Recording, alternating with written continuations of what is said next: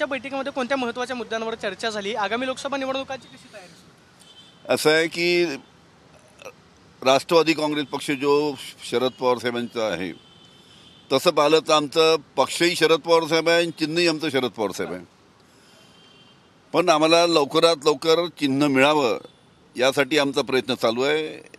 चिन्ह जर मिळालं तर लवकरात लवकर ते चिन्ह आम्ही जनतेपर्यंत पोहोचू आणि आमचा प्रचार जोराने चालू करू. राज्यसभा निवडणुकीमध्ये उमेदवार दिला जाणार? राज्यसभा निवडणुकीमध्ये राज्यसभेच्या बाबतीत चर्चा चालू आहे. उद्या पण चर्चा होईल, मग निर्णय होईल. सर, मात्र काँग्रेसमध्ये विलीन होणारी जी चर्चा होती ती नेमकं जाणून बुजून पेरण्यात आली? जाणून बुजून कोणी ही चर्चा पेरलेली आहे अशी कुठेही चर्चा नाही. काँग्रेसमध्ये बरोबर जायचा प्रश्नच येत नाही. काँग्रेस आमची सहयोगी पार्टी आहे. काँग्रेस, शिवसेना, राष्ट्रवादी आमची सहयोगी पार्टी आहेत.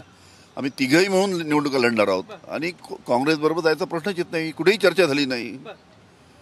आम्हाला लवकरात लवकर सिम्बॉल मिळालं पाहिजे शरद पवारच्या पार्टीला, राष्ट्रवादीला. त्याच्यासाठी आमचा प्रयत्न चालू आहे, जेणेकरून सिम्बॉल मिळाला की आम्ही आमचा प्रचार लोकसभेच्या निवडणुकीसाठी चालू करू. शरद पवार ज्या पद्धतीनं बोलतायत, आक्रमकपणे भूमिका मांडतायत, आगामी काळामध्ये शरद पवारांची हीच भूमिका पाहायला मिळेल लोकसभा?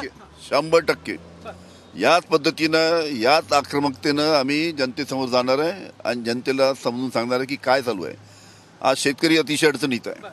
कापसाला भाव नाही, सोयाबीनला भाव नाही, कांद्याची परिस्थिती काय आपल्याला माहीत आहे, संत्रा मोसंबीची परिस्थिती काय आपल्याला माहीत आहे. शेतकऱ्यांचे हाल करणं चालू आहे. हे सरकार, भारतीय जनता पार्टीचं सरकार हे शेतकऱ्यांच्या विरोधी सरकार आहे. आमच्या युवकांच्या हाताला काम मिळालं पाहिजे, ते काम मिळत नाही. मोठे मोठे उद्योग गुजरातला चालले, महाराष्ट्राच्या बाहेर चाललेत. आज आमच्या नागपूरमध्ये मिहान प्रकल्प आहे, त्या मिहान प्रकल्पामध्ये ओसाड पडलेलं आहे. या 5-8-10 वर्षामध्ये एक प्रकल्प त्या ठिकाणी आला नाही.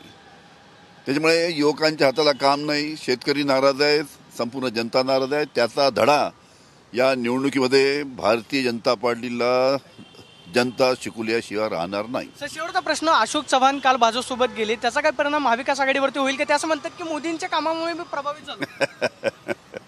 त्यांनाच विचारा, जर खाजगीमध्ये विचारा. अशोक चव्हाणांना खाजगीमध्ये विचारा तुम्ही का गेले, ते सांगतील बरोबर तुम्हाला. तुम्ही एक मित्र म्हणून काय कारण शोधलंय? आता काय त्यांना भीती वाटली असेल, ईडी सीबीआयची भीती वाटून पळाले तिकडे ते. अशोक चव्हाणांना ईडी आणि सीबीआयची भीती जी आहे ती वाटली असेल, त्यामुळे अशोक चव्हाण पळून गेले, तशी प्रतिक्रिया अनिल देशमुखांनी दिल्याचं पाहिलं. मिळेल. कॅमेरा पर्सन विके सोनवे, प्रदीप कापसे, TV9 मराठी, पुणे.